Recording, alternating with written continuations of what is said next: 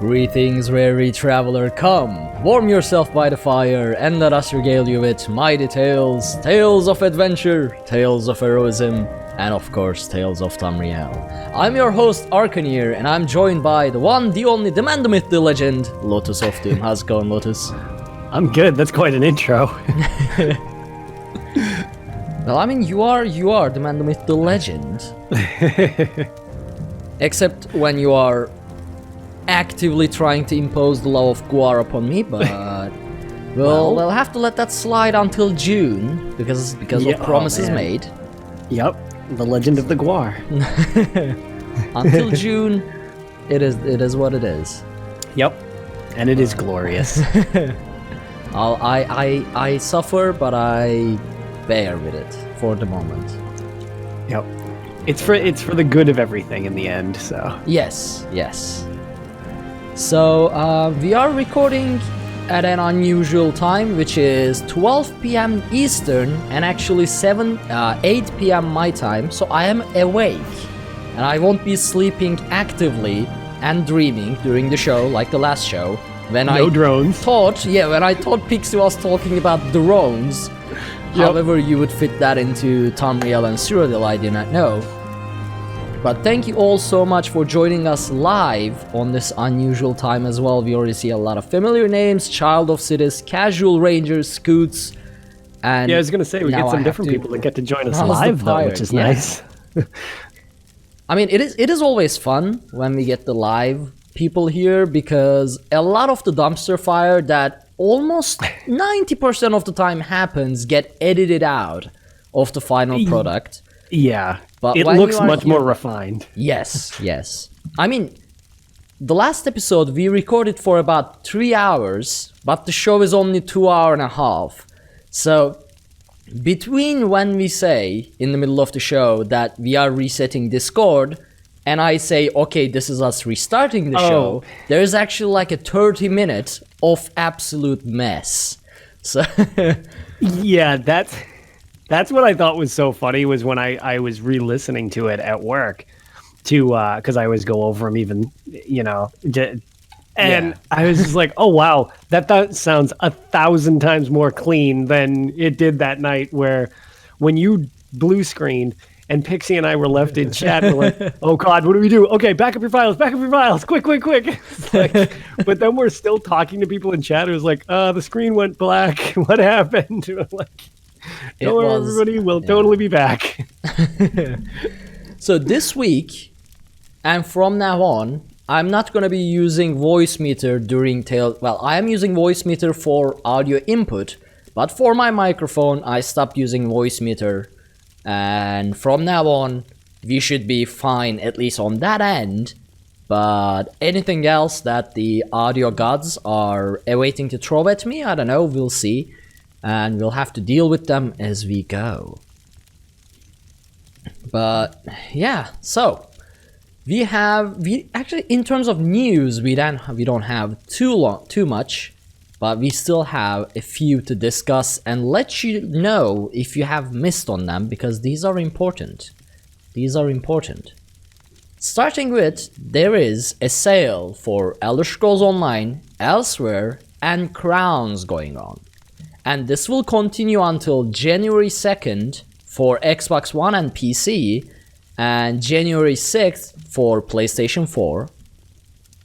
Elsewhere, Standard Edition, Collector's Edition, upgrades, pretty much everything is on sale. It doesn't show for the percentage on their website, but it's probably on Steam and on the website everywhere.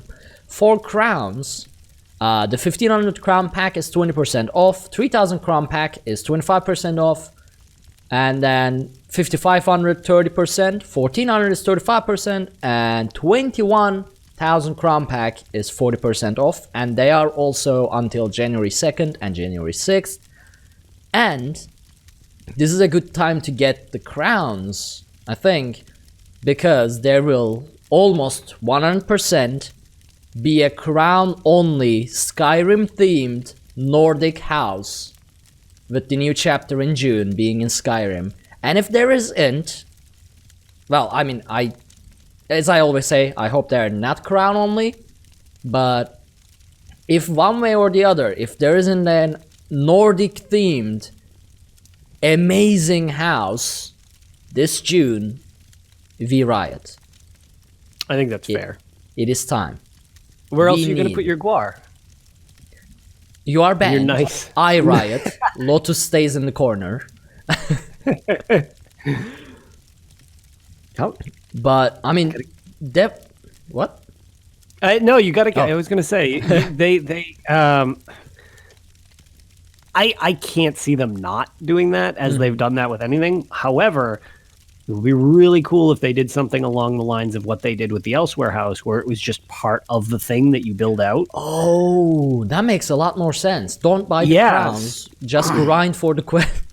Right, grind for quests or whatever. But on that note, I was going to say, these are always the times, because so many people use crowns on so many different things. You might as well, if you need them, this is like ideal time, because man, it can make some of the more outrageously expensive things less expensive during this. So when you get like 40% off, whatever what is it, 21,000? That's yes, an obscene amount of crowns. But for essentially just shy of half price, it's like, well, that makes it much more tolerable. Instead of, I mean, you're essentially at 50, slightly more, you're like 60%, 60 cents a crown instead of $1. That adds up pretty quick. So I mean, last time there was a sale for crowns. I realized, so Steam, as you know, applies local currency if the developer chooses to do so, and Steam has local currency for Elder Scrolls Online as well, and apparently that applies to crowns too. So since I had never bought crowns, but last sale I was looking at the 21,000 crowns, and I realized it applies local currency, so it's actually even cheaper than on the website. Otherwise, it's a massive price, and I was like, wait a second. Crowns. And I was, 95% sure we were going to Skyrim with the next chapter by then. So I was like, okay, I need crowns for whatever comes next. So I bought crowns, 21k, and then I already had about 14k because I subbed a year before that. So I had like 35k crowns, and I'm already down to, I think, 18,000 crowns. I don't know what I bought in the middle. Apparently, yes, I bought the Imperial Grand Manor, the Linchal Grand Manor. Oh, right. I remember you getting that. I was going to say, what did you just black out one night and it's just like, I don't know what happened to all my crowns. So then, now they have that amazing something's retreat. I don't remember the name. And it has that amazing pool, an amazing cave, but I can't get it because it's like I have to save my crowns for Skyrim. But it's so good at the same time. It's like, Yep. I'll have to resist. No. Because at the moment I can afford the crowns. So I'll have to resist the Potentante's retreat home. Whatever a Potentate is, I don't know. The Potentate, it's one of like the higher ranking Imperial officials. Oh, okay. Also, Potentate makes a lot more sense than Potentate. That's okay. No, it's fine. It's a peculiar word, to say the least. So. And Casual Ranger already, in chat said. What a surprise. Our resident Imperial knew exactly what it was. Say. So that is the news on the sales part. What else we have? We have also, so the second part is, this is more of a, like, they do these every time. So gift something in Crown Store and get crown crates in return. This time it is a bit strange though, because this time you gift event tickets. So previously it was like gift furnishing and whatnot. This time it's event tickets, and basically you have to gift 5 or more event tickets to anybody in the game, You can split the gifts between multiple people. And in return, you will get a crown crate. And delivery date on the crown crate is not certain yet, but it says at the end of January. One thing that I'm curious that I forgot to read before the show, though, and so I'm reading it now. Right, so because you can... Don't you get more than one crown crate? Isn't that what it is? Because I think it's a slight 4, benefit. yes, it's 4. Yeah. Good, so it's like 4. Yeah, it's because somebody asked me this yesterday, and I was like, "Ooh, I'm not good at knowing because I don't know how much this stuff costs." I think it's half the price of a crown crate is like a ticket. So 4 crown crates is 1,500 crowns. I think one event ticket was, what, 200? 250?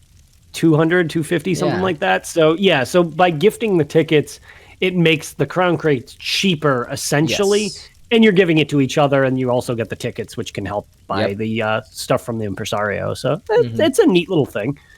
It is definitely a lot more cost efficient. And if you have 12 event tickets on you at the time, because you can only hold 12, and someone gifts an event ticket to you, you will have to basically spend so that you can claim the gift, but you don't have to claim it right away. So I guess you can just like spend it on whatever, and then claim the gift, spend it, claim the gift if you get money. Right. Yeah. Okay.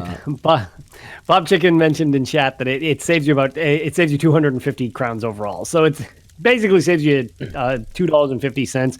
But instead of just getting the crates, you get the crates, 5 event tickets as well, and 5 event tickets. Essentially, is the idea, because usually you'd like gift them to somebody else, and somebody's gifting them to you. Blah blah blah. Yep. So I see. Okay. Yeah. The other thing too, which there was some confusion over this, although people have also been good at correcting it.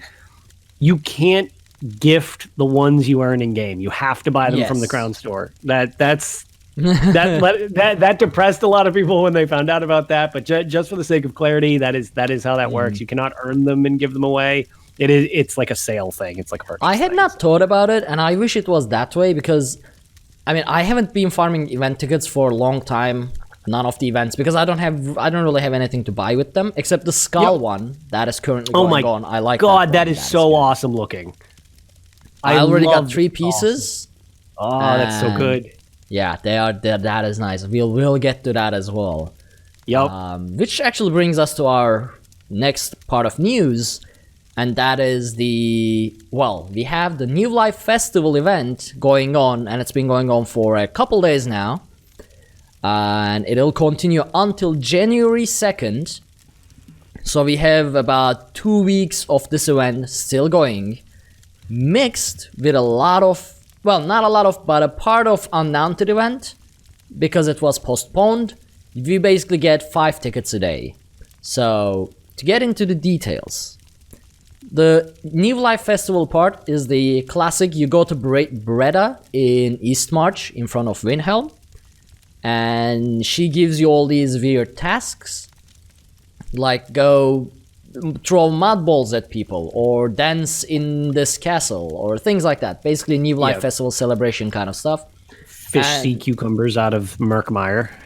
Yeah. Or Shadowfen, because we're not that far south, but yeah. So what happens is she gives you a box that could contain mementos, recipes, motif chapters, and a bunch of other things. As well as, for your first quest, you get 2 event tickets. There are, I think, 7 quests a day, 7 dailies a day. Is it 7 or 9? I think it's one for every race, not the Imperials, though.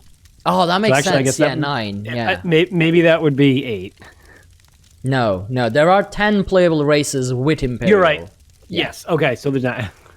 3, 4 each. Watch as we try to decipher how many people live in... We are very knowledgeable about all the Elder Scrolls things, and you can 100% definitely trust us, except all the trivial stuff that we should know, but generally totally are never certain about it. It's this is also this event contains my favorite costume in the game as well, the Nordic bath towel. So this is your chance to get it too. It is very important. And for this year's New Life Festival, we have one specific outfit style that you get with your event tickets. 5 event tickets per 1 page. And that is the Skull Explorer outfit style. And it is very cozy looking. It is very northern looking. And the shield is beautiful. Have you seen the shield? Yes. I love it. It looks like a proper, like wooden plus iron, whatever, Viking shield. It is beautiful. It is flat, it is circular, and it's very nice. So this is actually the first time I'm farming tickets in a long time. Because I want to actually get a full set of the Skull Explorer outfit. Yeah, whoever designed that, I mean, it really does. It's just like a nice, fancier version of exactly what we got out of Solstheim, which I loved when you went to the Skull Camp. I thought that area was super cool. So yeah, having that is a great touch because we need more fur-based, like Nordic outfits for just the exploration thing of that whole region. And that's not nearly as common as some of the other stuff, so I'm super glad that they brought that in. And you know what? I mean, we are going to Skyrim with the next chapter. That part is confirmed. And a lot of theories, go around the northern part of Skyrim, from where the character is standing, all the snow and whatnot. Yep.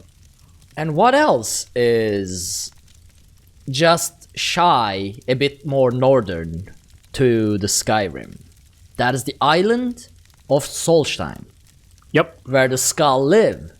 And now that we are getting the Skull outfit explorer style and Skyrim, we might actually end up in one part of the next year's DLCs or chapter. I don't know how they are going to do it, whether if they are going to do it like the Season of the Dragon, I don't know.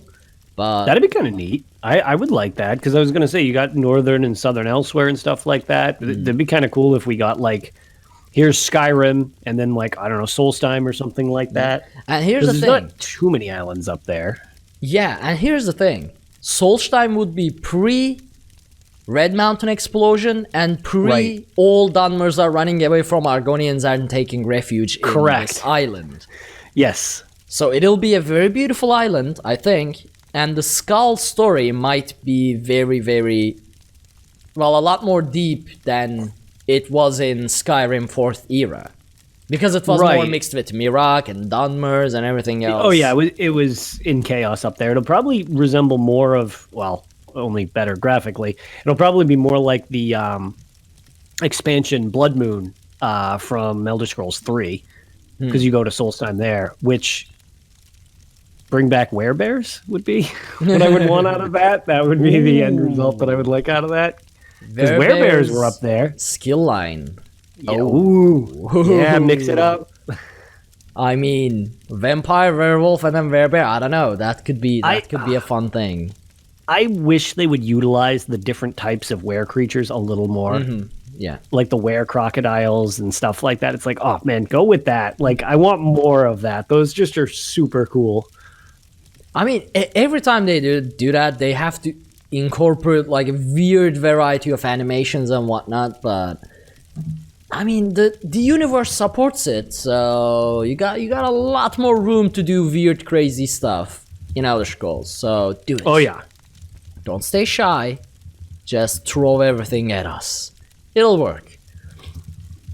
Also, before I forget to mention it, as I said, because Undown to the event was postponed and we didn't get tickets for it, in addition to the 2 event tickets you get by New Life dailies, you also get 3 event tickets, totaling up to 5 per day, by either killing a world boss, Dell boss, final dungeon boss, final trial boss, final arena boss, dragon hunt, dolmen, abyssal gazer, basically pretty much anything you kill that is not just a random mob, you'll get 3 event tickets as well.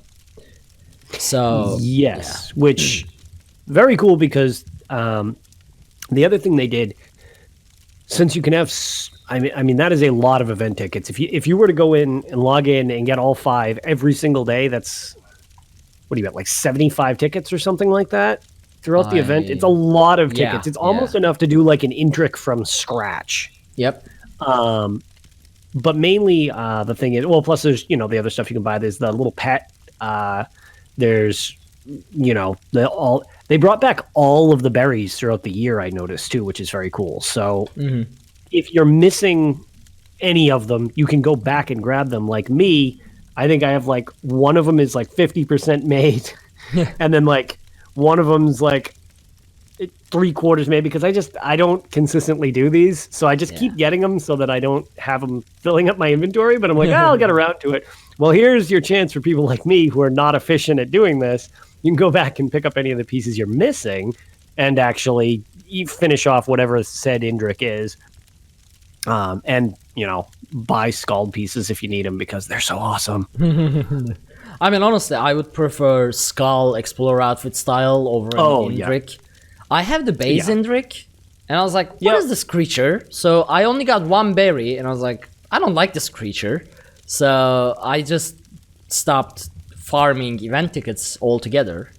And then I kind of farmed once after that to get the Imperial furniture because to my very disappointment, I realized that Imperial furnishing is Crown Store only. And I realized that after I bought the Linchal Grand Manor to decorate into a nice Imperial home, and I realized I have to use the light brown color of the Breton style instead of the dark brown color of the Imperial style. But during that event, I think it was Meteor Mayhem, something Imperial, I don't remember, but you could get Imperial furnishing with event tickets, so there I did a bit.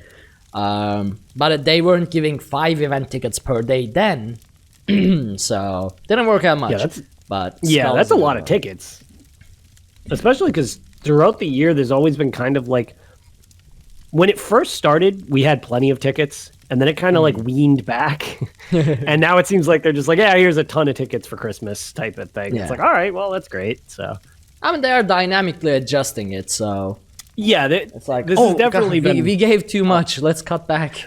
Right, and it's definitely a fine-tuning thing, to be sure. Because now you can, you can purchase them too if you need, which obviously benefits them monetarily.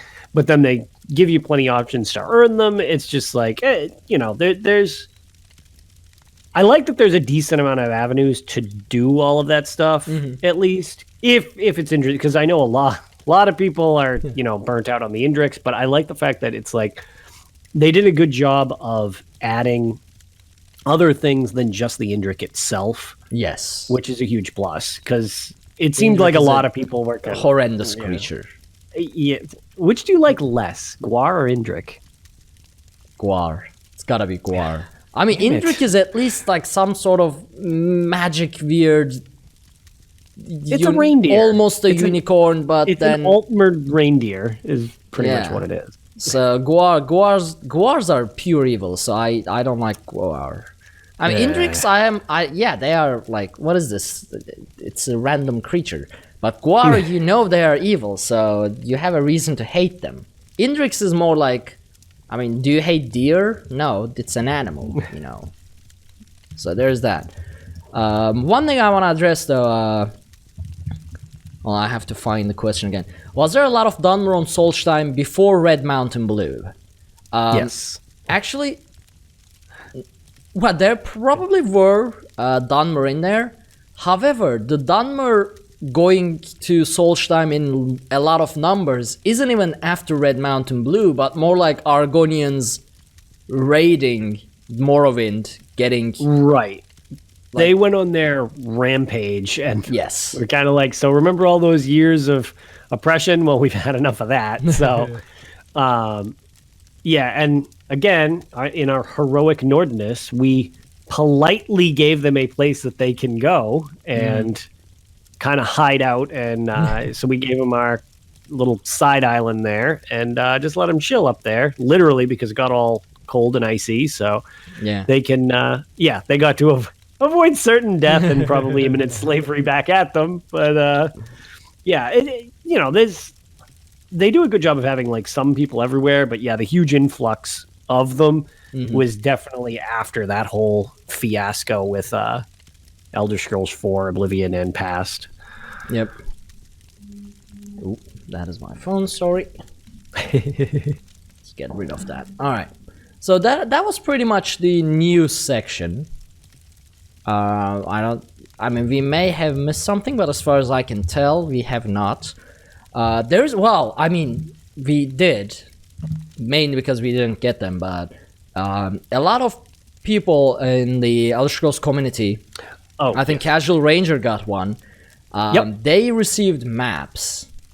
They received maps and a written letter by Sai Sahan summoning them into Skyrim. But there are 4 different types of maps, and they all have this Daedric incantation on them with different symbols and whatnot. People have been trying to solve them. As far as I can tell on Twitter, no one really has a solid theory on what they entail at the moment. I think when you put all 4 maps on top of each other, I don't remember who did that. I think it was Zynode who I first saw post that. I don't know if he was the one that figured it out, but yeah, if you place them on each other rather than trying to align them around each other, that was like something that was helping decipher stuff. Yeah, that reminded me sort of like the first Iron Man movie as well, where he just flattens out the blueprint for the Iron Man suit in the caves. But yeah, it's a weird connection. No, I know from Elder Scrolls all the way to Marvel, but whatever. The feeling was there. Yeah. So there is that, but because we haven't, no one has been able to figure something out, at least in a solid sense, okay, this is what it says, or this is what it means, or this is where it shows. Yeah, it's not like a concrete, oh, look, Abner Tharn is being resurrected, his ashes are in this urn, and it is located here. It's like, nobody's got anything quite that concrete. But I guess once the chapter is at least announced, where it will be, the map and whatnot, then we'll know. Because, we'll be able to match the stuff together. But, yeah. We have to talk about all the things we saw from Twitter, because wink winks us. We haven't got a map. That's because you killed Sai Sahan, Lotus. Well, look, all right. He can't send. How would he send us a note? You killed him. Whoops. He's like, this dude got me killed. So yeah, you're out. You don't count. Yeah, all right. So I might have done a sin on that one. Whoopsie. Next time. Yeah, next time I won't kill one of the main characters for the section. Here's the thing. What about Lyris? So now they'll have to explain how Lyris got back. Because there will be people who killed Lyris too. Exactly. It's a very small percentage as well. Actually, I think it's the smallest percentage, if I remember correctly, from the one time Rich had mentioned the stats on who killed who. I think hers was literally the lowest, and it was comically low. I mean, honestly, why would you? There's no she's not the best fighter there. She is not magically potent either. Right. I mean, she's just big and largely pretty friendly. She can just smash a cave wall in with a punch, but other than that, why would you sacrifice her? Doesn't give you much. Because I assume we're going to bump into Lyris. I mean, it would make sense that we would. Does seem like it. Yeah, I mean, we are going through the entire list of companions. Which I'm starting to think, is Manimarco gonna come back as well? And is Verenecularius is gonna come back? So at this tempo. Because apparently being sacrificed for Amalur of Kings doesn't kill you. So there's anything's possible. I mean, Manimarco, he's around forever, as we all know. Because we have to fight him in all the games, whether he mattered or not.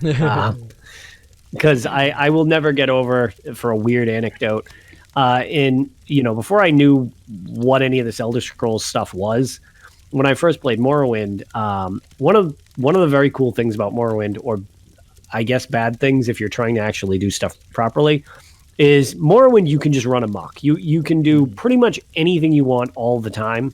There's no plot armor for anybody, because in some of the new games, you knock them down. It's like, oh, so-and-so's unconscious or whatever. Morrowind, you can kill whoever, regardless of how crucial they are to the story. And the game just tells you screwed up real bad and the prophecy is destroyed and you've plunged the world into darkness. And that's it. You just can't beat the story anymore. So you either revert your save or you just play in a damned world that's ruined forever, which is great when you just want to run amok. Mm-hmm. And it's funny because I kind of want to go back and see if there's more to it than I remember.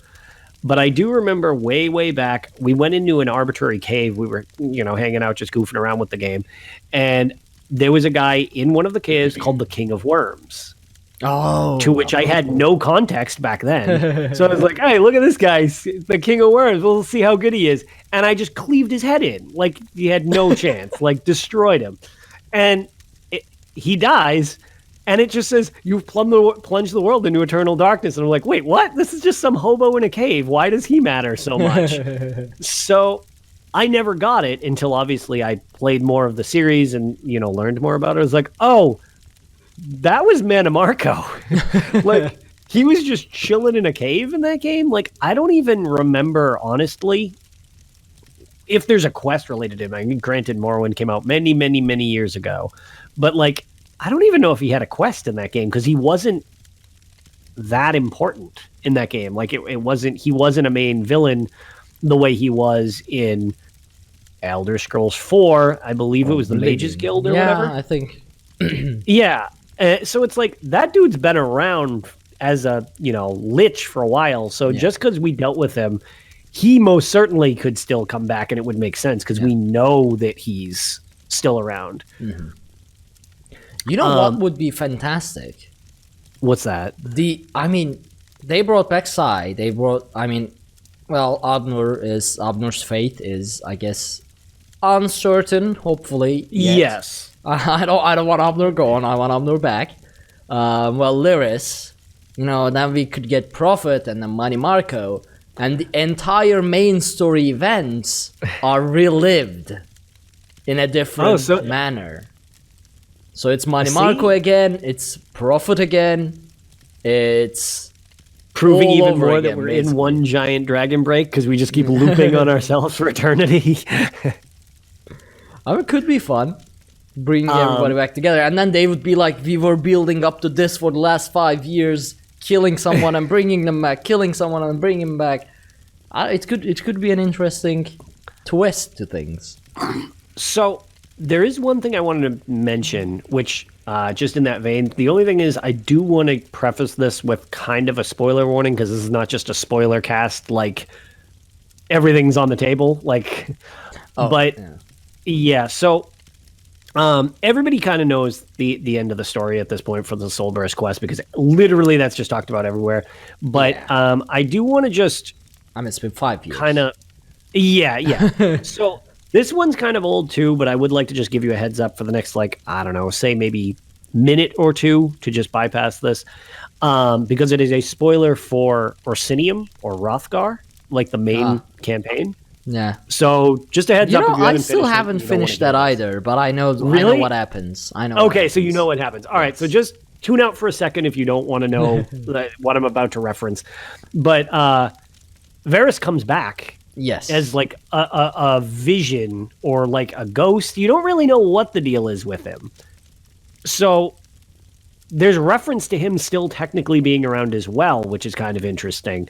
And that's just it. It's like, Sai's obviously a little more substantial as he's just straight up alive. Yeah. But there is precedence for something is still up with Varys. We just don't know what exactly. He could just be a ghost, which would be fine. Yeah. But something more still has to happen with him. And it's been several years and we still don't know what exactly. He just directed us toward Morrowind. In Varen's case, I suppose, he turned into a moth priest, sort of like a mage with all kinds of portals and things like that. So I've just assumed that he again either, I don't know, maybe kept a piece of his essence or did something glitchy or found a way to project out of... Because where do you go when you get sacrificed for Amulet of Kings? Like, do you just get does your soul just get trapped inside the amulet, or do you go to, I don't know, Aetherius? Do you head to the Soul Cairn? Like, Like, do you go hang out with Akatosh? Like, hello, they sacrificed me for you. Can they get some power? And Akatosh is like, yeah, you are cool. I'm gonna boost them up. What happens? Right.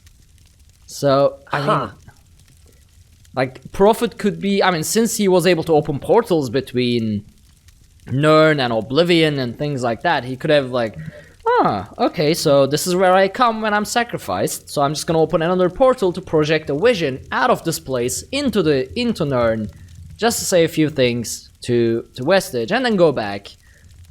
I mean, because in Elder Scrolls universe, whoever you are, when you die, you go to a specific place. Your soul doesn't just go to, like, heaven or hell. You either get snatched by the Daedra you were worshipping, like if you're a werewolf, you could get snatched by her scene. If you're a vampire, Molag Bal is like, yep, you are mine. And then you could, if you died in glory and whatnot, you can go to Sovngarde. There's a whole bunch of planes of existence that you go to, even Void. So it's not like, I mean, yes, you are sacrificed for the Amulet of Kings, but your soul has to go somewhere. It could be an Adric plane, like with Akatosh's essence. It could have been somewhere like Soul Cairn, which you can exit or enter. It could have been a plane like Oblivion, which you can exit or enter. It could have been Sovngarde, which you can, as we know, enter or exit. So it's like death is sort of weird in Elder Scrolls, because you can still travel between planes. Like, yeah, I died, but guess what? You are not dead, and you are here. So I'm dead, but I'm gonna be over there, kind of thing. It's, yeah.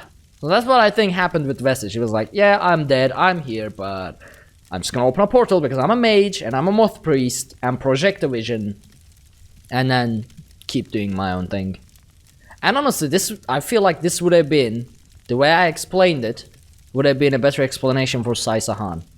Could have nailed it. Yeah, everyone else, like one explanation for everyone.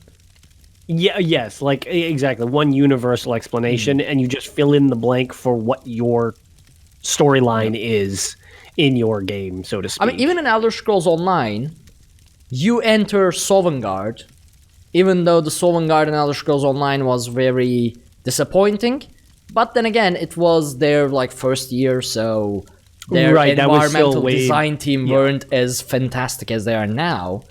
But if I were writing and I was like, you ask, okay, you were sacrificed, how are you back? And Sai-Sahan just goes like, you entered Sovngarde and came back. You went to Oblivion and came back. So I entered Amulet of Kings and I came back. So stop questioning. Yeah. And you wouldn't have anything else to say, because he's right. He would be right. It's like, well, you're not wrong, Sai. Yeah, exactly. I mean, you're not wrong. Everybody goes everywhere in this universe. What were we talking about? Even right? Good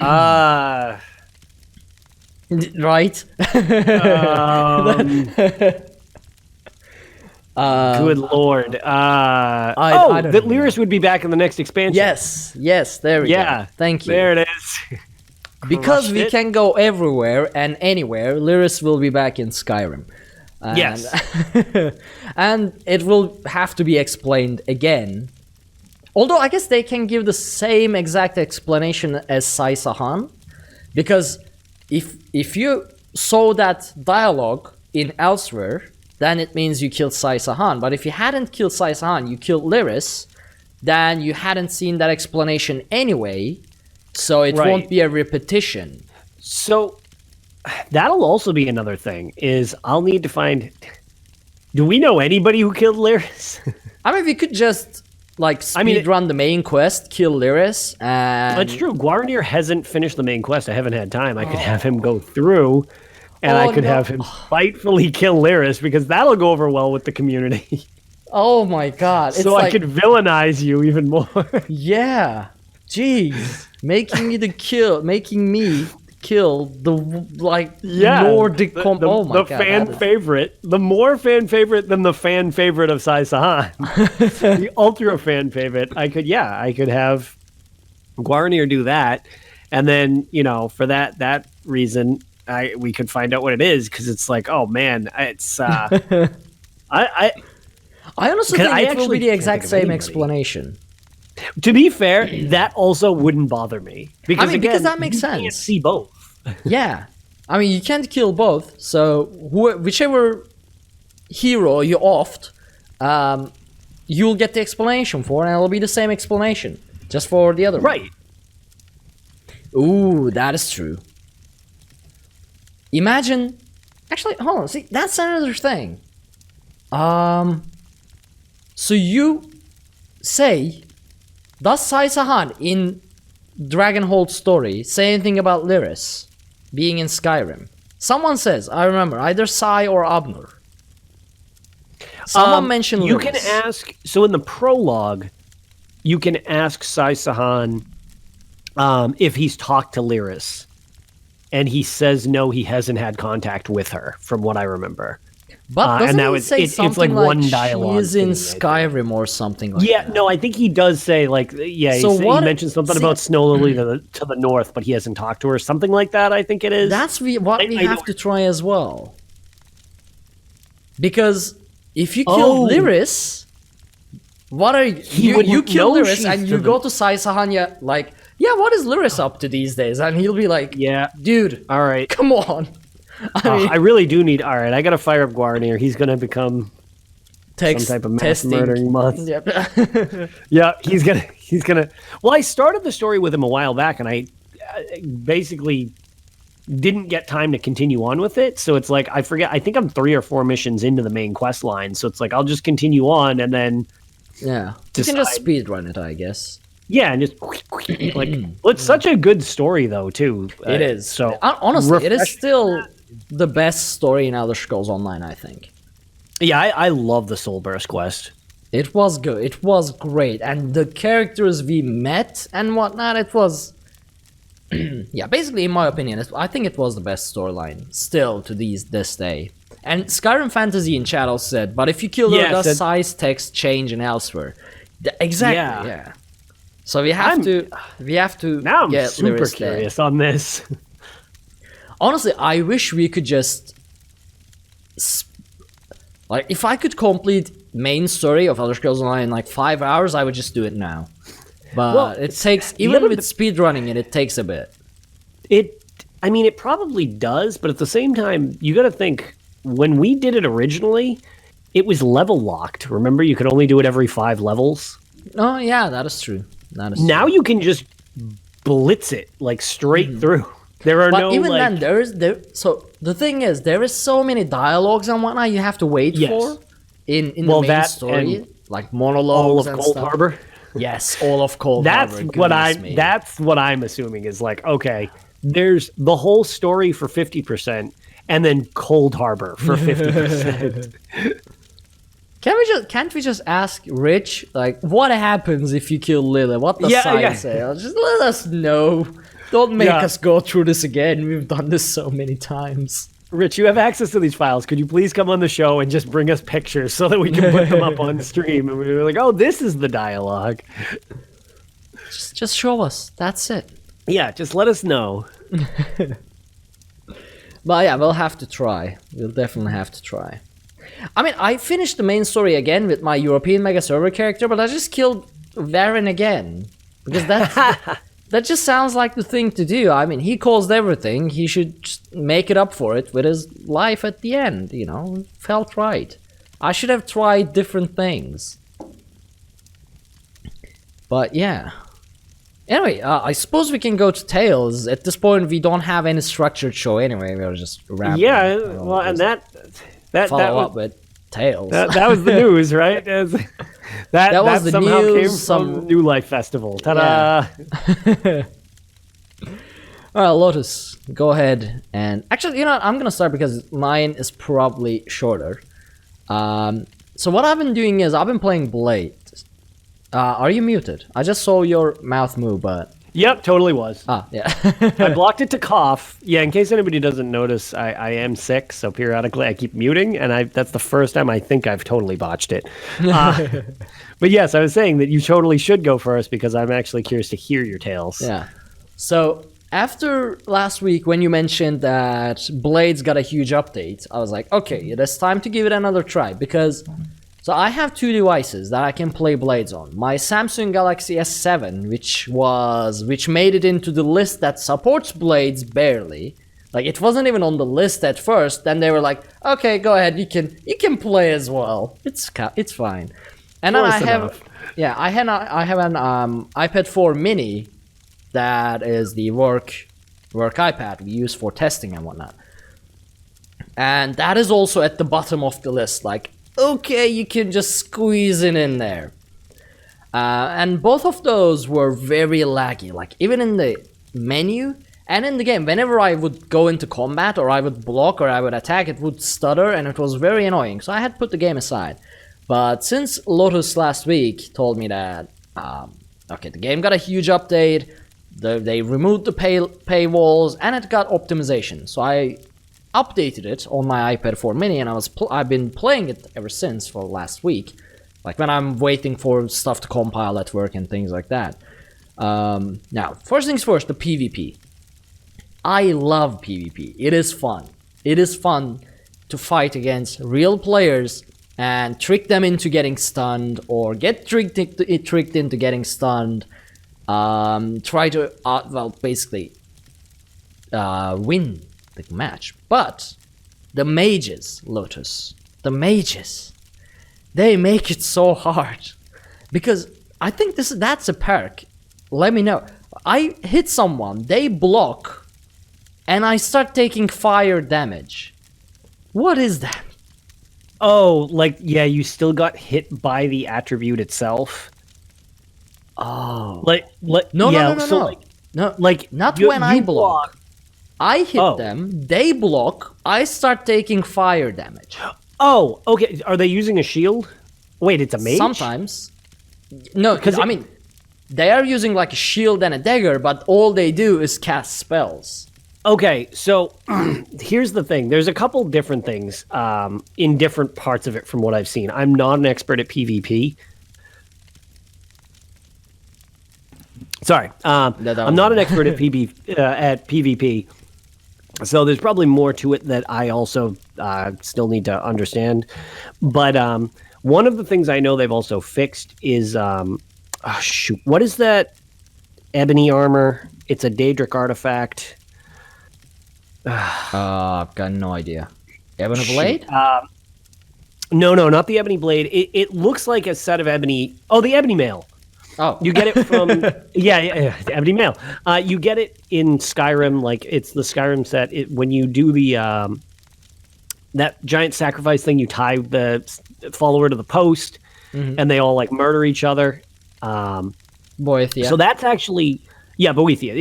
It's her quest. So that's her thing, her ebony mail. You can get that. Oh. So if you're fighting somebody, they're just residually damaging you by being alive because they're wearing I don't that. think that's it, because I'm on like level 12. Okay, then that's probably not. So I did want to just bring that up because I've heard there's some issues with that they're trying to fix. But for the most part, one of the things you can do, I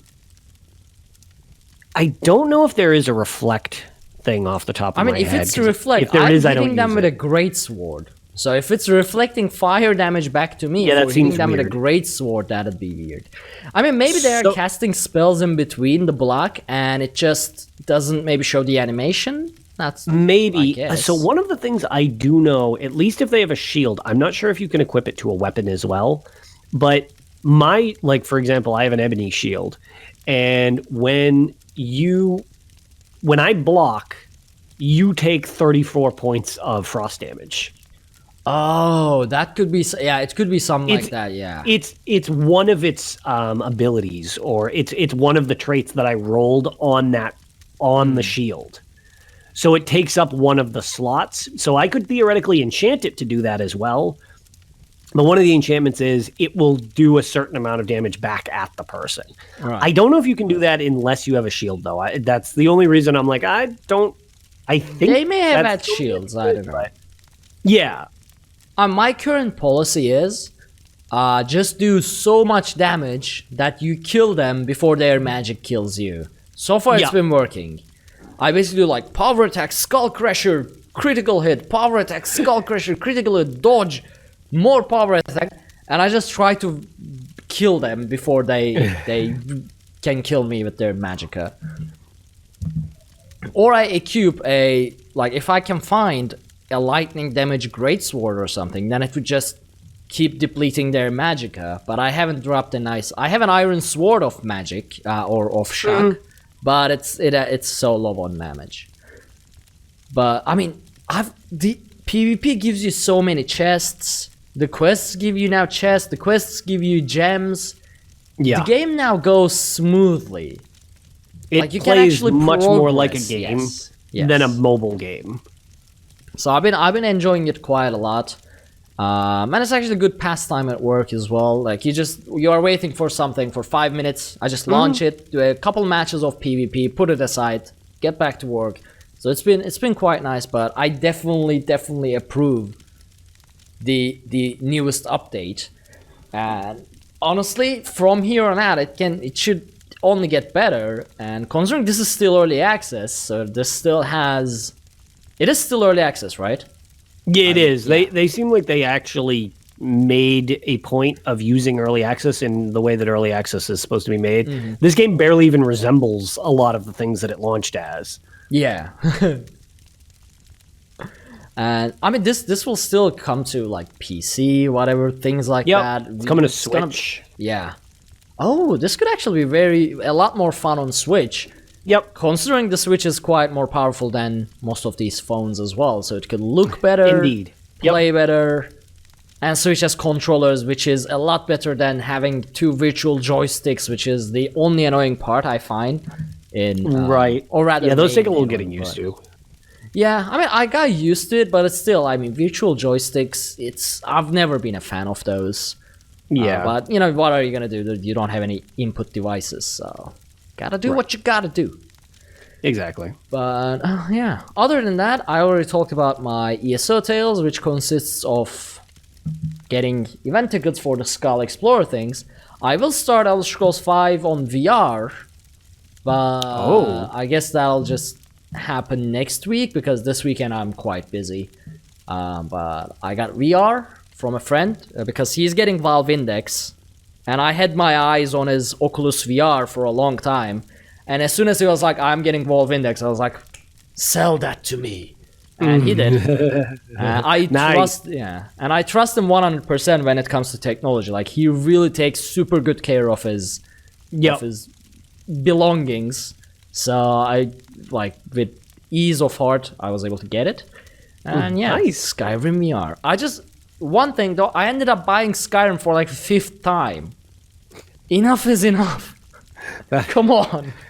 No, little did we know Todd Howard, that madman, is getting us all to buy Skyrim again in June. It's just labeled under a different game, but it's still Skyrim. We're gonna buy Skyrim until we all die. Even before Elder Scrolls 6 also is like, yep. You go to Skyrim in the first 10 minutes of the game. Yay. Well, it is what it is. Okay, well, I just tried to remember if I had anything else, but no. Just give me 1 second, though, because I'll turn off the heating. I'll be back right away. And I'm going to block myself so I don't cough into the mic for everybody's.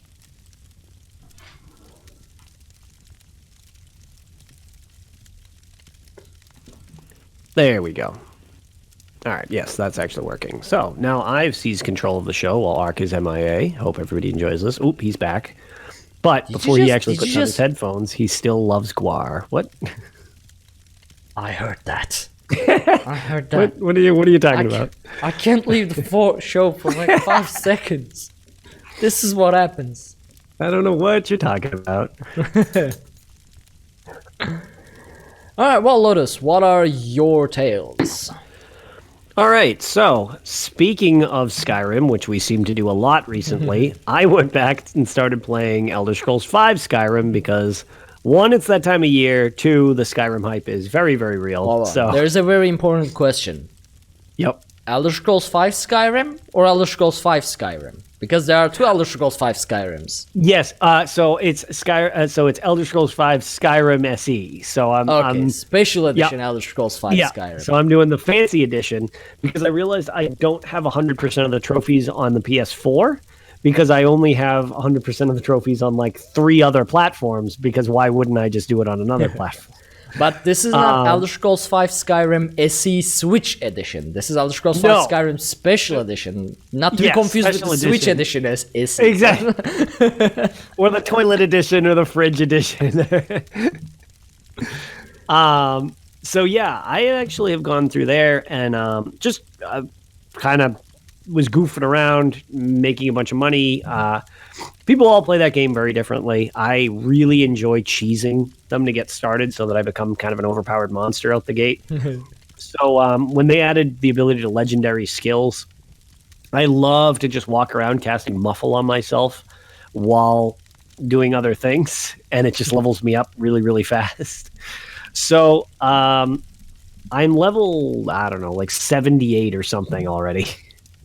And I don't think I've ever been level 78 on a character on Skyrim, like before restarting. Yeah. Oh, geez. Yeah, no, I'm already pretty high up there because I wanted to trigger the legendary dragons for when I'm there. Because those things are horrific. Those are an actual challenge for a while. And then it also unlocks, I think maybe it's level 81 when you get the Ebony Warrior who shows up. Which I don't have him yet, so he hasn't come to talk to me. I think isn't he level 100?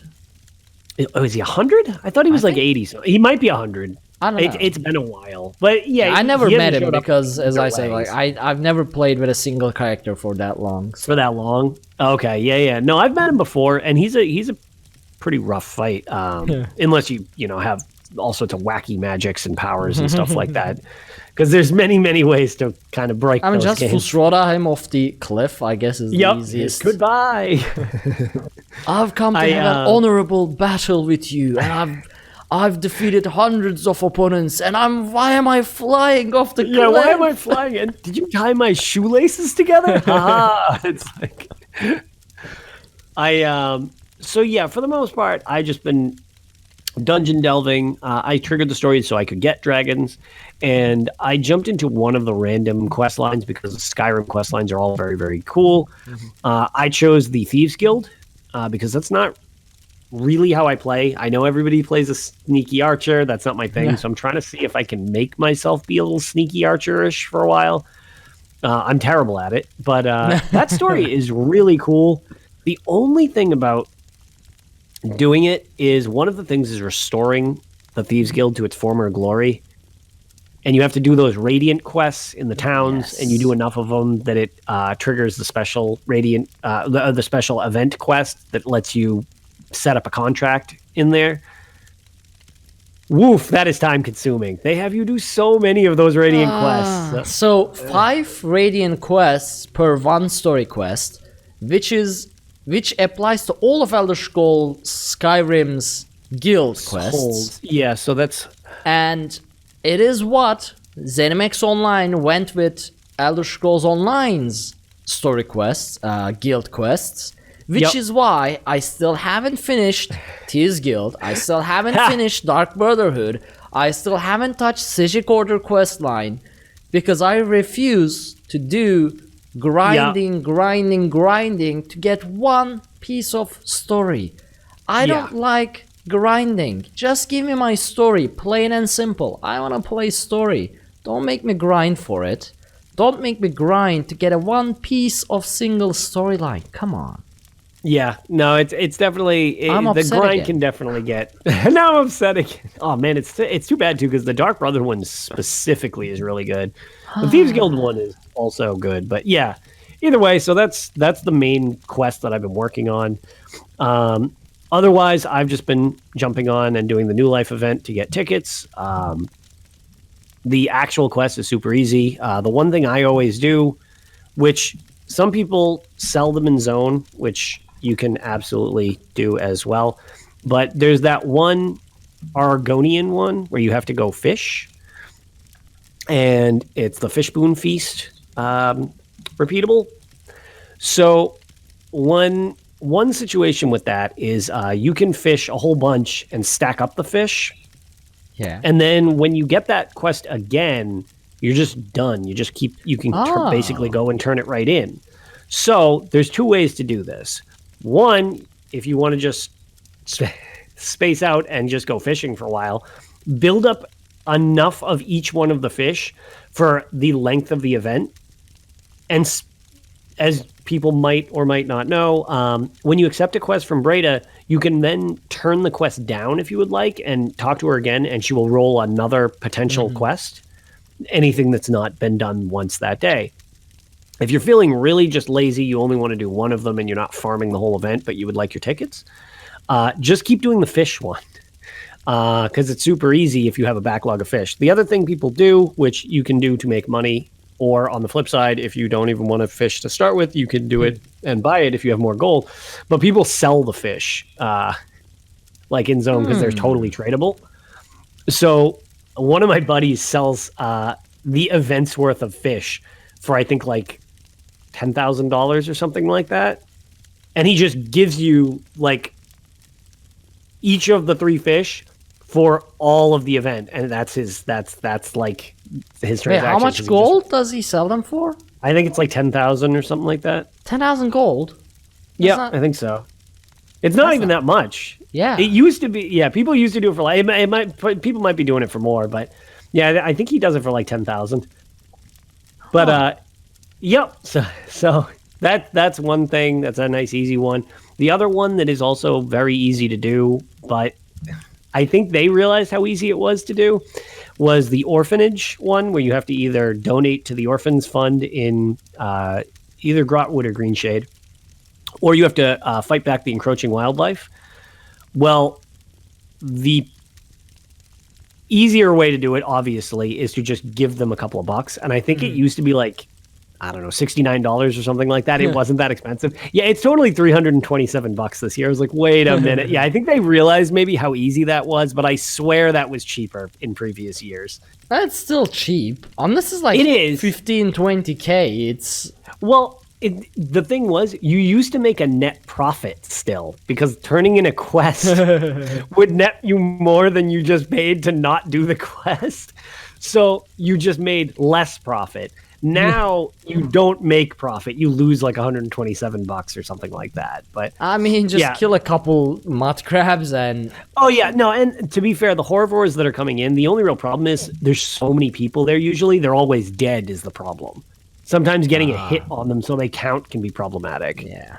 That is why I don't like events in games like this, because the things you have to do for the event is overrun by people doing the event, and then you are like, well, how am I gonna get the objective? Well, I gotta wait around for like 30 minutes so you can get the objective. Yes. And Ishibu confirms in chat that she got charged 194 gold, and it used to be 64. Right. So yeah, it's definitely they've amped it up. I also wonder if it relates to your CP or your level, because I assume that might also impact it to some degree as well. But I mean, again, as long as they don't make it like 15, 20K. Oh, yeah. That's not... You buy a new orphanage for the kids? It's like, all right, well, I'm not going to do that every day.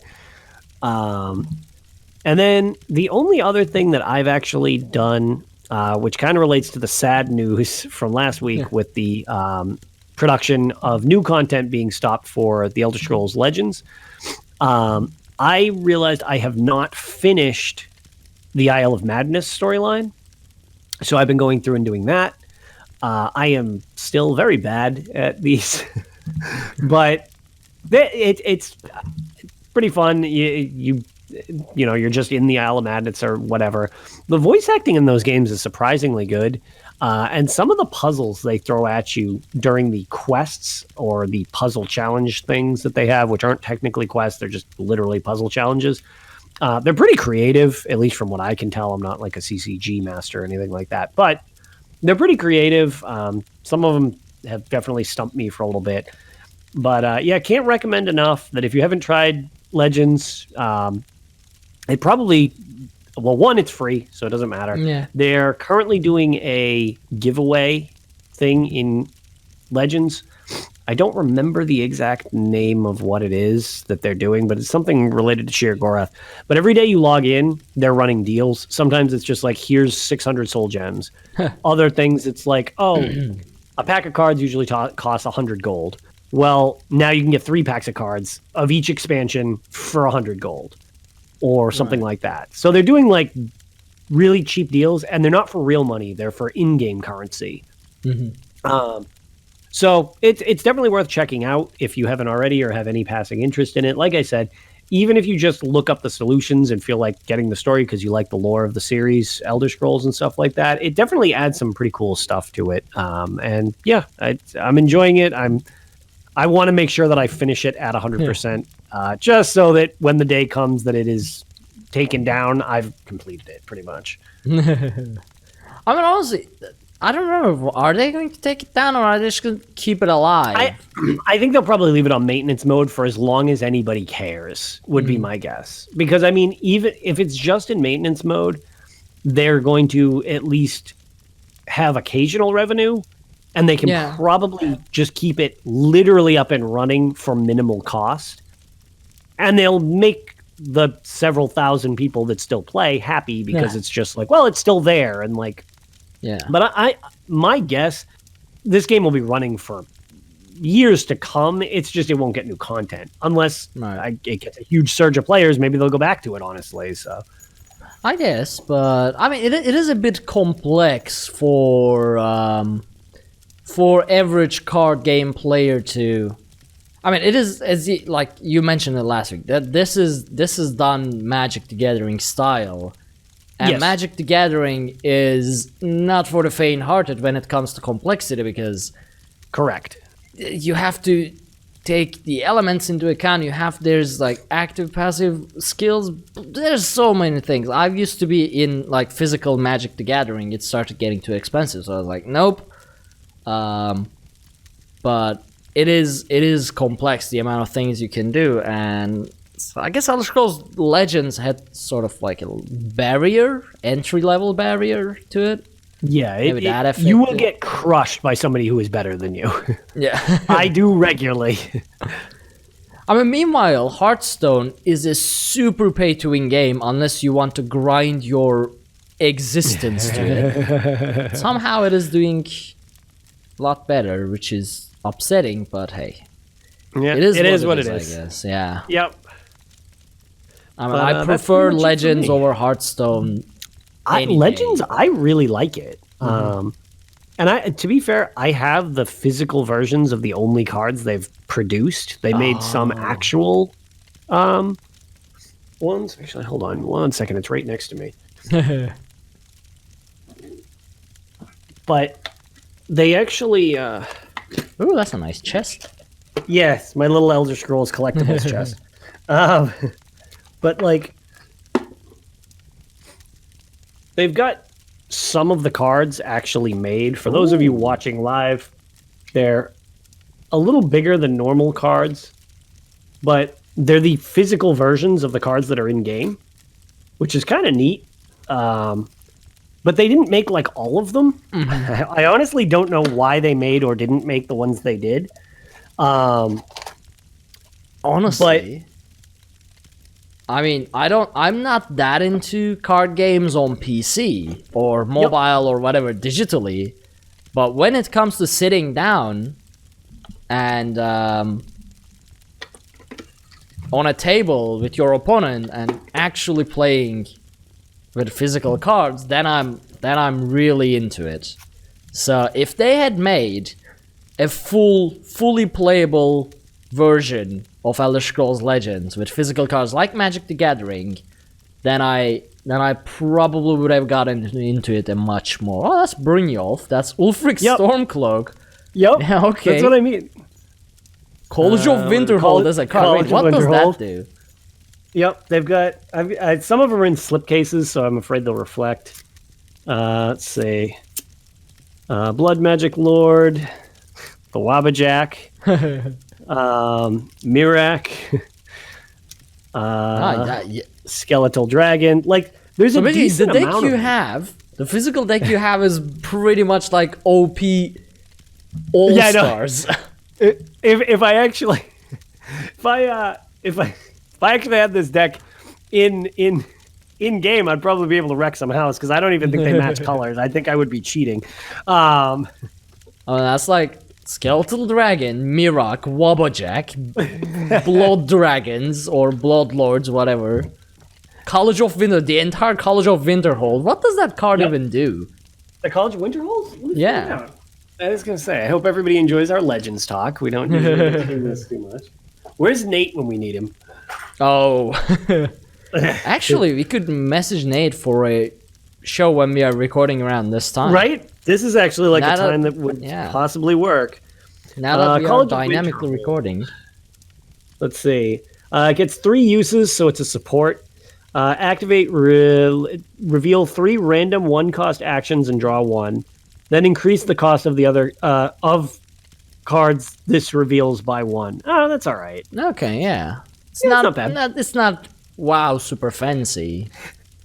Also, I like Ishibu's idea of what the card does. Falls into ocean.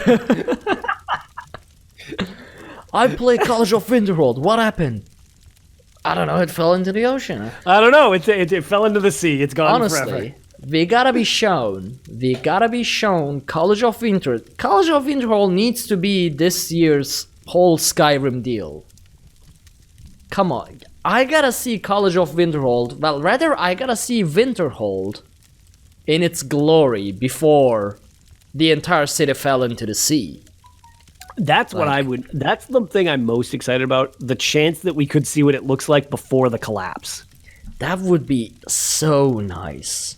Yup. That is one of the things I am most eager about when it comes to the Skyrim chapter thing. Seeing Winterhold before. I guess Solitude would be nice as well, but Winterhold. That's it. But Whiterun. Because my character's from Whiterun and our companions in Whiterun. Right. Companion quest line, Whiterun. I don't know if the Temple of Kinnereth or at this time Temple of Kine would be still active. Although that's what my character's backstory is. Jürgen Kine's son, he's raised by that temple. Yep. But I wasn't really able to find any information regarding to Whiterun in Second Era. Whether if the temple is there. The Gilded Green, I think, is there. It's been there since the Companions and Jorvaskr, if I remember correctly.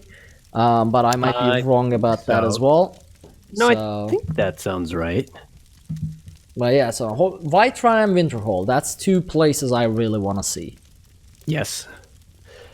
And one other thing, I mean, that's pretty much it for my tales. But one thing that I figured I wanted to give a shout out to one of our former hosts who's just still dealing with other stuff. And I would like to echo his comment to a tweet that he made that if we don't get a collector's edition for Skyrim, we riot. Yes. So speaking of things we need to put on the riot list, dear Zos, please make a collector's edition. Yes, I agree. I'm ready to pay. I'm ready to pay. Just like you did Filthy Elf Collector's Edition. You did Arrogant Dunmer Collector's Edition. You did... I can't say anything about the Imperial Collector's Edition because Ranger is in chat. He'll smack kill me. you. He'll just bring the Wrath of Imperial Guard upon me. So Siege engines are already being placed, just in case. But now that you are doing a Skyrim chapter, if you don't do a physical collector's edition, it'll just be upsetting. It won't be right. It will be like defying the gods, the divines, the Daedra.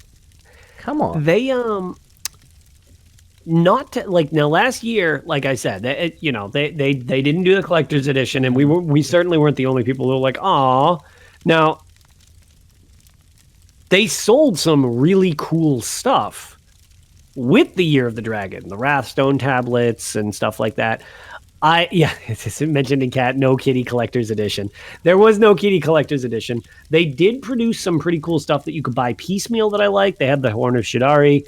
They had the Wrathstone tablet, which if you got the Wrathstone tablet before they allowed it to be sold, I don't believe it magnetized, if I remember correctly. It's just like, it just exists.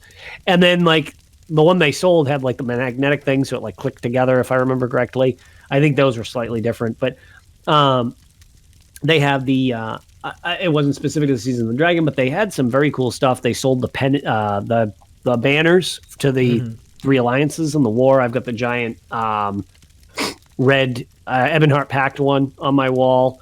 So they produced some pretty cool physical stuff to go with it, but like, put it all together would be neat and have like... There are two things about that as well. First, buying them individually, especially when you have to get them shipped 7,000 miles, is super, super expensive.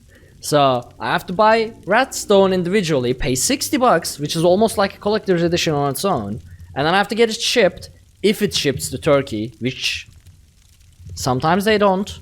Some of these items don't even ship here. And then I have to buy the Horn of Jadari, pay shipping again if it ships here, and then I have to buy the banner, get it shipped here if it ships here. So it's like, when you bundle them all together, I can just pay like whatever price on Amazon, and it gets shipped on a single shipment with an okay price. And from what I've read, the Horn of Jadari and the Wrathstone tablets, material and whatnot quality-wise, they are worse than the physical collector's editions. But I just read this. I haven't had them, obviously, in my hand, so I don't know.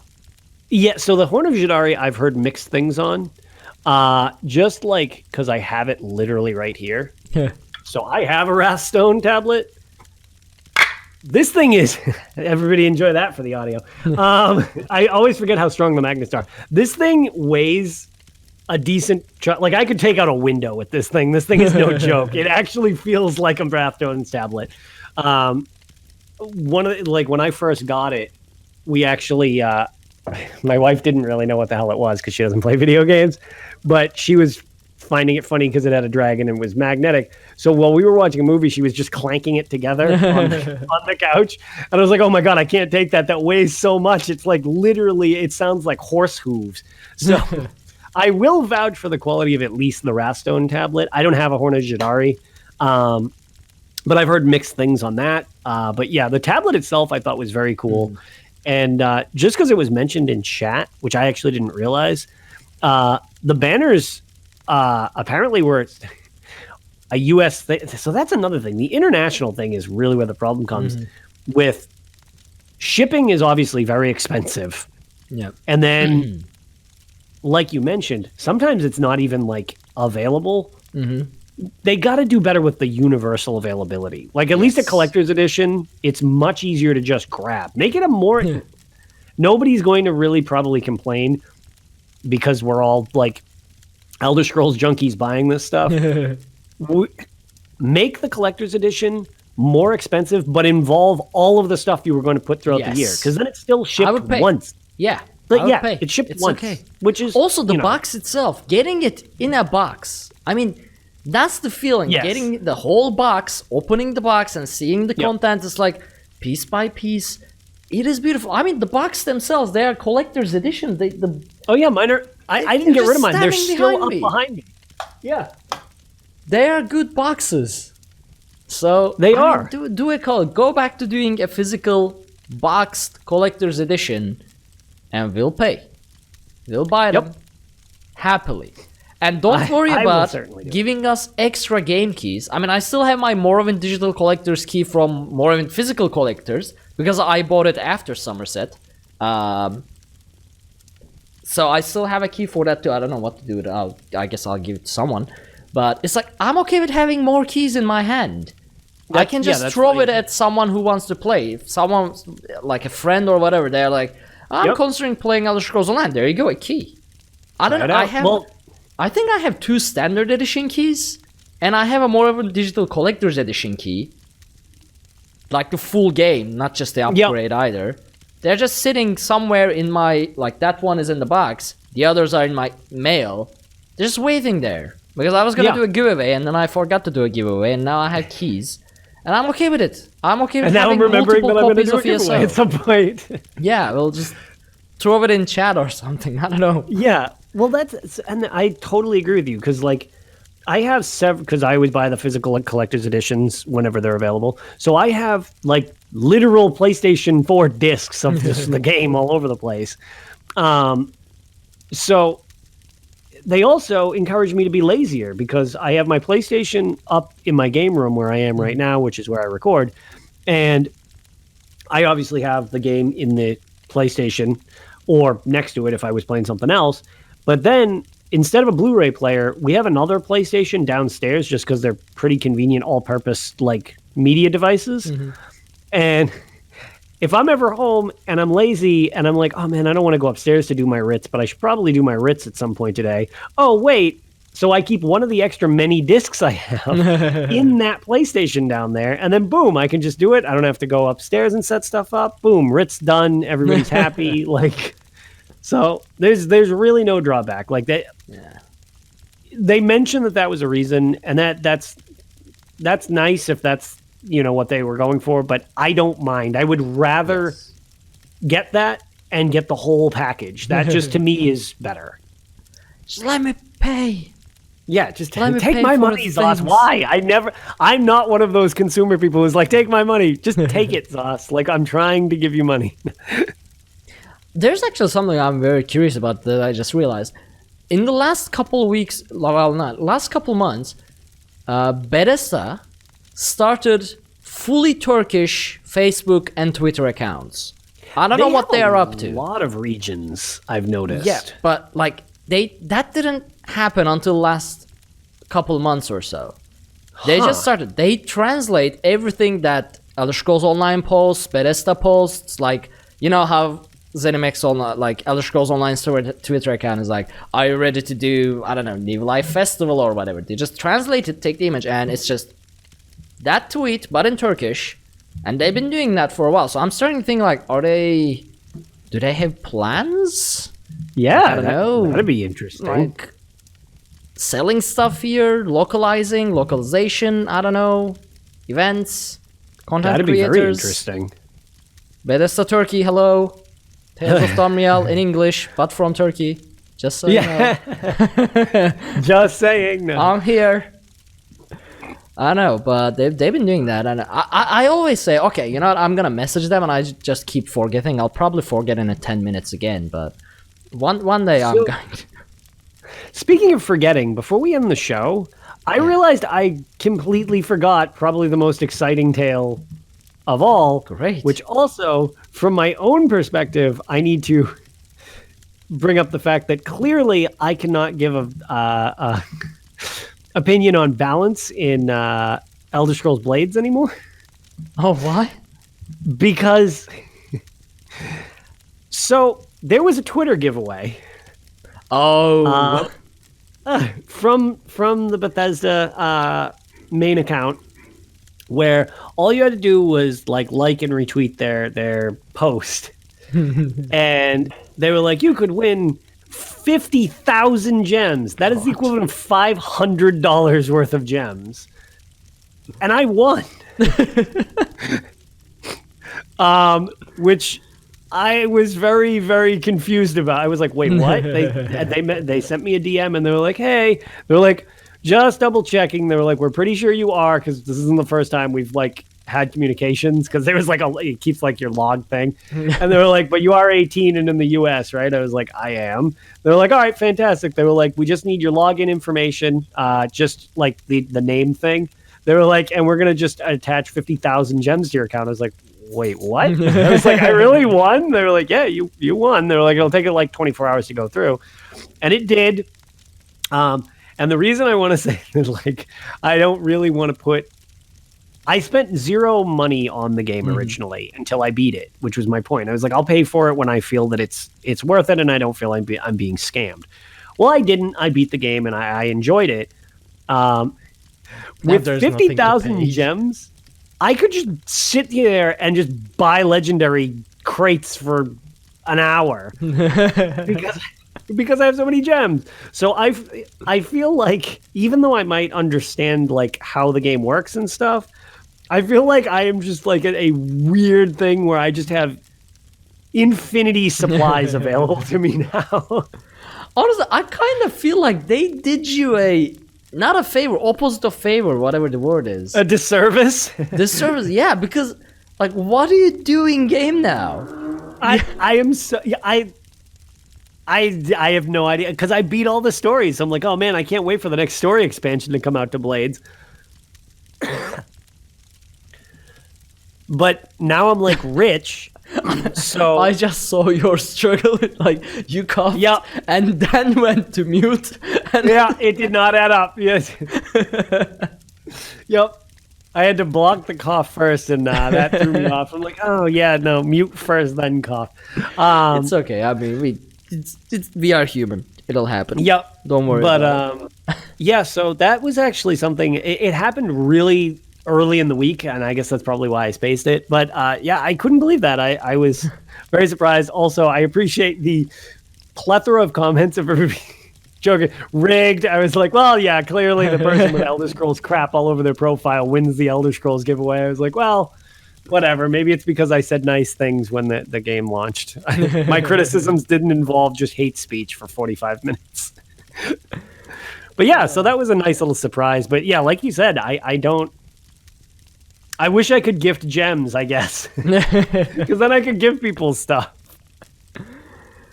But yeah. So that was my other tale that I kind of forgot in the shuffle. All right, well, I guess that brings us to the end of the show. Just shy of, I guess, hour and a half, which is, not too considering the bad. amount of things we had to talk about, which was not much. No. But still. Just a nice little that's, recap. Yep. Right before the holidays and yeah. such. Oh yeah. And I mean, I'll have tales once I start Skyrim VR, because I'm also planning on yeah. doing weird mods and see whether if my GPU can handle it or not. But if it can, it'll either be beautiful or I'll have Thomas the Tank Engine I'll do in VR, which will be Yes. terrifying. So Yes. I don't know where it is gonna go yet. I'm okay We'll with see. both of those. But yeah. So because we recorded on a Saturday evening for me, I think the show will be available a day early for everyone. That is, well, I have to drive tomorrow for a long road. We'll see. I'll try to get it out for everyone a day early, so Monday morning, I'm hoping. And yeah, we'll see. Thank you all so much for joining. And I almost forgot to do our outro. I almost ended this like it was my stream. Nailed it. Yep. Something has to go wrong. It's gotta happen, you know, even if it's at the end. But you can follow everything we do over at dungeoncrawlernetwork.com. There you can find links to all of our social media, including Twitch, YouTube, Twitter, and Facebook, which you can contact us through, as well as the contact form to send us an email. We would love to hear from you. Anything you want to ask us, say us, or just highlight at the show. Be sure to check out our Patreon at patreon.com/dungeoncrawlernetwork if you want to help support the show, and consider... dang, that happened again. Nailed it. And consider leaving us a 5-star review on iTunes so people know that we're a real podcast, that we say real words, and sometimes it matters, and the review actually very, very much helps. Well, thank you all so much for joining on this episode of Tales of Tamriel, and we will see you next week, because from now on we'll be more consistent, even if it means we'll record at different times. And Be a surprise. yeah, and happy holidays to everyone who celebrates it as well in advance. Because I think it'll be, yes, by the time we record our next episode, it will be past holidays. So, happy holidays and happy new year in case we miss the show next week. But we plan on not to. But it will be between holidays and new year, so people might go on places. Right. So no promises. All that said, Intro definitely nailed. Nothing weird at all. See you all. Totally fine. Totally smooth as... smooth as something. I really don't... I got nothing for how smooth that was. Yep. Well, have a good one, everyone, and we'll see you next week. Happy New Life, all.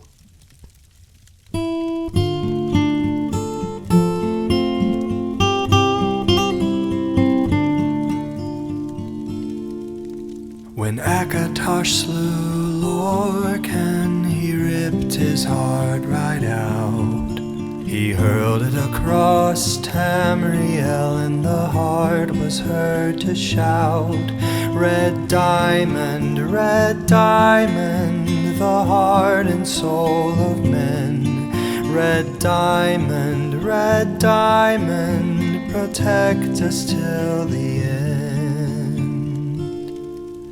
The laughing heart sprayed blood afar, a gout on Seer it fell, and like a dart shot to its mark down in an alien well.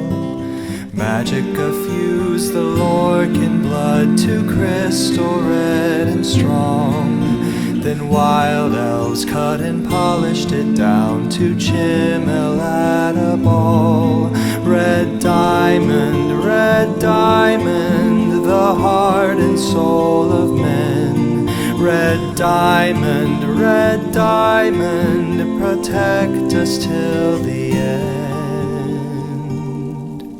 When elves lost Nirn to men, Akatosh gave the stone to Saint Alesh in token of her right to sit the throne. Red diamond, the heart and soul of men. Red diamond, protect us till the end. Red diamond, protect us till the end.